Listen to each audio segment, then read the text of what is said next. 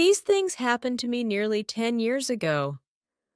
I lived in a city, but the city was hot in summer. I wanted to see the country. I wanted to walk in the woods and see green trees. I had a little red car, and I had a map, too.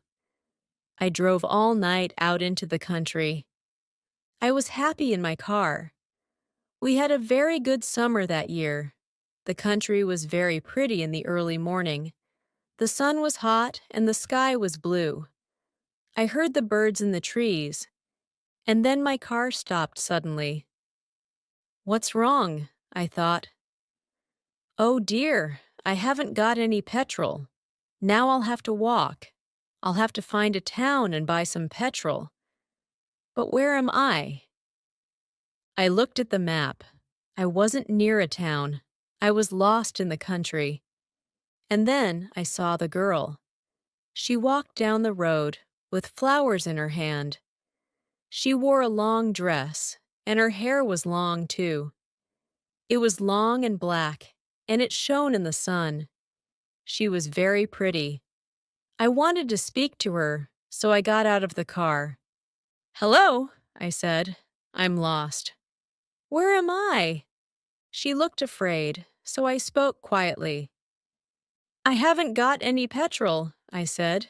"Where can I find some?" Her blue eyes looked at me, and she smiled. She's a very pretty girl, I thought. "I do not know," she said. "Come with me to the village. Perhaps we can help you." I went with her happily, and we walked a long way. There isn't a village on the map, I thought. Perhaps it's a very small village. There was a village, and it was old and pretty. The houses were black and white and very small. There were a lot of animals. The girl stopped at a house and smiled at me. "Come in, please," she said. I went in. The house was very clean, but it was strange, too. There was a fire and some food above it. I felt hungry then. That's strange, I thought. They cook their food over a wood fire. Perhaps they have no money. I met her father and mother, and I liked them. They were nice people, but their clothes were strange. "Sit down," said the old man. "Are you thirsty after your walk?" He gave me a drink, and I said, "Thank you." But the drink was strange, too. It was dark brown and very strong. I didn't understand. But I was happy there. I asked about petrol, but the old man didn't understand. "Petrol?" he asked. "What is that?" This is strange, I thought. Then I asked, "Do you walk everywhere?" The old man smiled. "Oh no, we use horses," he said. Horses, I thought. Horses are very slow. Why don't they have cars? But I didn't say that to the old man. I felt happy there. I stayed all day, and I ate dinner with them that evening. Then the girl and I went out into the garden. The girl's name was Mary. "This is nice," she said. "We like having visitors. We do not see many people here." We spoke happily. She was very beautiful, but after a time, she began to talk quietly, and her face was sad. "Why are you sad?" I asked her. "I cannot tell you," she said. "You are only a visitor here. We have to say goodbye tonight. You have to go now." I didn't understand. I loved her. I knew that. And I wanted to help her. Why did I have to go? But Mary said again in a sad voice, "You have to go. It is dangerous here." So I said, "I'll go to the next town and find some petrol. Then I'll come back." She didn't speak. "I love you, Mary," I said, "and I'll come back to you. You won't stop me." She said goodbye to me at the door. Her face was very sad, and I was sad too. I didn't want to go. It was midnight. The night was very dark, but I walked and walked. I was very tired when I saw the lights of a town. I found some petrol, and then I asked the name of the village, but the man at the garage gave me a strange look. "What village?" he asked. I told him about the village. I told him about the old houses and the people with strange clothes. Again, he gave me a strange look.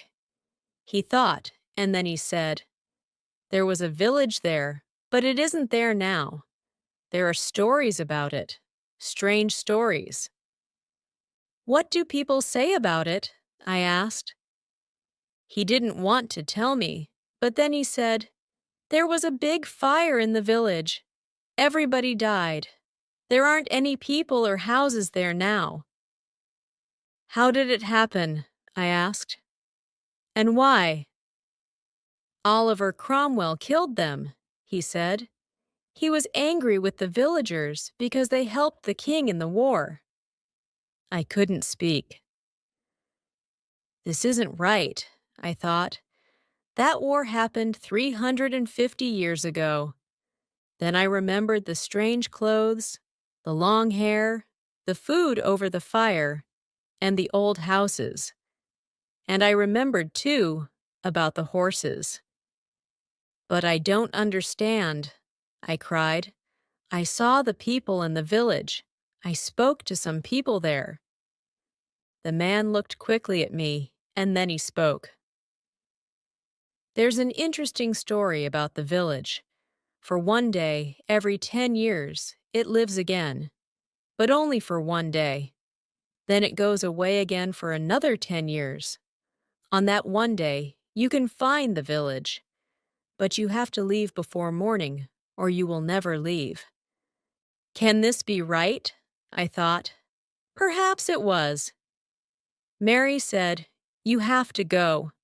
She loved me, but she said, "We have to say goodbye." She was afraid for me. Now I understand, I thought. I went back to the village, but it wasn't there.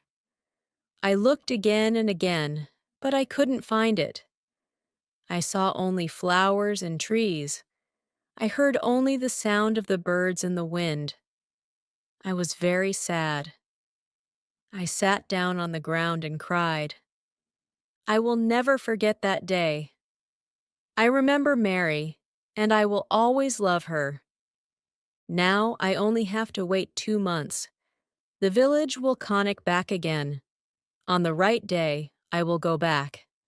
I will find her again, my love with the long black hair. And this time, I will not leave before morning. I will stay with her. The end.